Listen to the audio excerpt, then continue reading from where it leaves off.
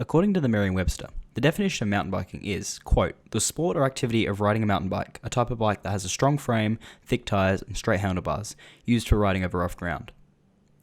But when I mention the sport of mountain biking to you, you probably think of something like this.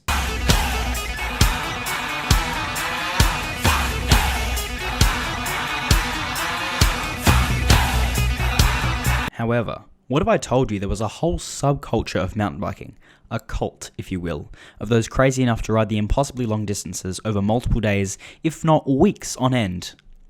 What is the name of this group, I hear you asking? Bikepackers. They're called bikepackers. So this is the story of two kids crazy enough to ride 100 kilometers of the longest off-road bike trail in the world over a 2-day adventure. Their names? Flynn Hegarty and me, Ethan Brown.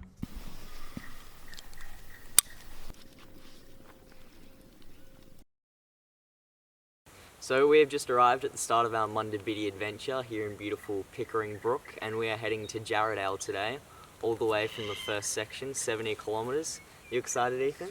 Yeah, I'm excited. It's going to be great. My Let's leg's going to do hurt. this. Yeah. Let's go. Beautiful first take.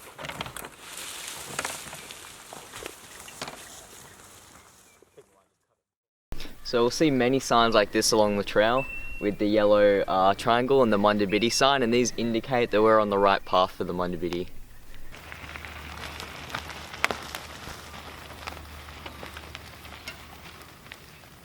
Yeah, sure. My name's Oliver Lang and I am the Executive Officer of the Munda Biddi Trail Foundation. The Munda Biddi began, I think it started around 1999. It was first off called the Hardwood Trail, but very quickly it became the Munda Biddi because Parks and Wildlife got involved and they wanted a name that was more, kind of incorporated the Aboriginal heritage of the Southwest. Munda Biddi translates to Path Through the Forest, and as you know is one of the longest off-road bike trails in the world, going from Perth to Albany and passing through towns such as Jarrahdale, Collie, Manjimup and Denmark. But that's enough from me. I'll let Oliver do the talking. So I think it's definitely the longest bike trail, official bike trail. I mean, actually, I'm not so sure about that, but there is the huts, it's been purpose-built, the campsite's purpose-built, so there's 11 campsites along the length of the trail. So the trail as it stands now is about 1,060 k's. So yeah, I think it's pretty unique because I mean now, the whole bike packing thing has become quite big amongst riders, like years ago when I first rode the trail, I mean people really didn't, unless you're a bit of a freak, people didn't really go out for multiple day rides. It was more like go out for a blast on some cross-country trails and maybe do a longer ride, but you wouldn't be carrying heaps and heaps of stuff with you. No, it was just I nearly spun out because it was so soft.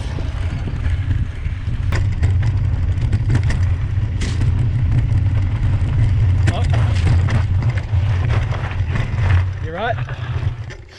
Oh, that really puts the adventure into adventure riding. If you're a local, you know about it and you're like, oh yeah, the Munda Biddi, but lots of people, they mightn't have come across the fact that it even exists. So I think we can do a fair bit to increase the reach of the trail.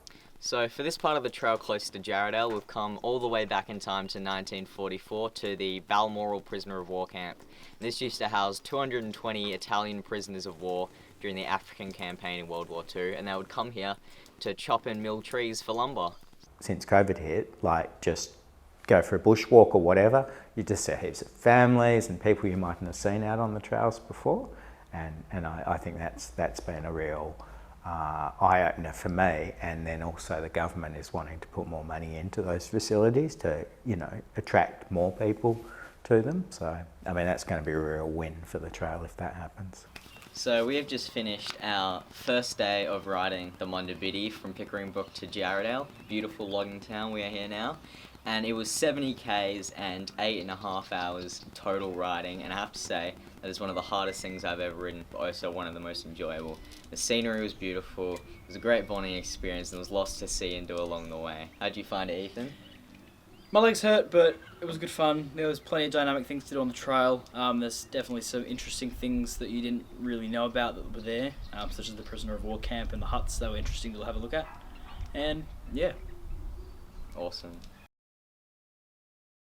So after our beautiful sleep last night, we're back here where we left off yesterday in Jarrahdale, the finish point of map number 1. Today we're starting map number 2. However, we're only going 30 kilometers today to the beautiful North Dandalup Dam.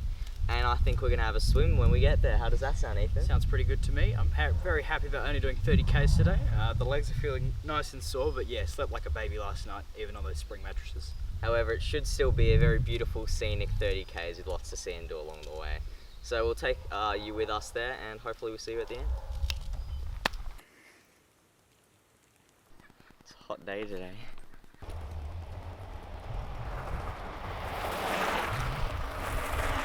So basically, a big part of my job is what I call volunteer management. So we have about 120 volunteers that look after the trail or help me in the office, or they're on the board or whatever.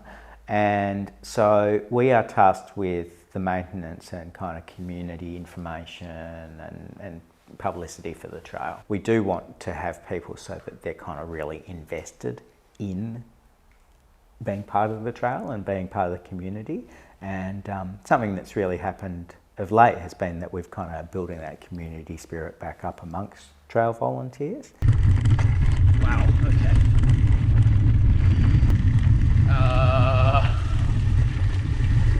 Yeah, about that. There we go. Oh. Definitely not uphill from here. Oh, thank God. More downhill? It must be my birthday. Uh-oh.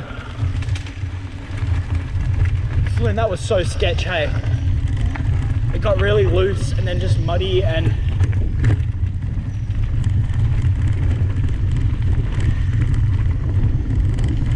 I'm just ready to bail out at any moment right now. Average trail building might cost $35. I think it's 35 bucks a metre.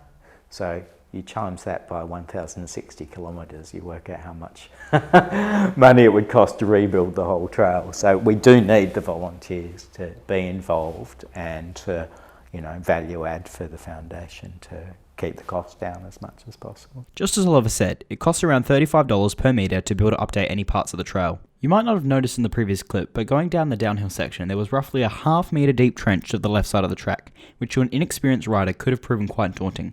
Here's a bit of an explanation from Oliver. For instance, the bit going down to the Serpentine River from Jarrahdale, it's really gnarly and very rutted on one side and off camber, and it's just, you know, like I'd really like to see that kind of basically retired, that section, and taken off into the forest and made into single track, because it's just, it's beyond repair basically, and yeah, it could be a lot nicer experience.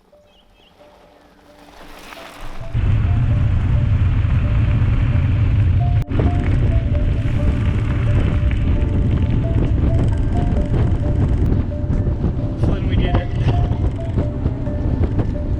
We speed, boys. Yo!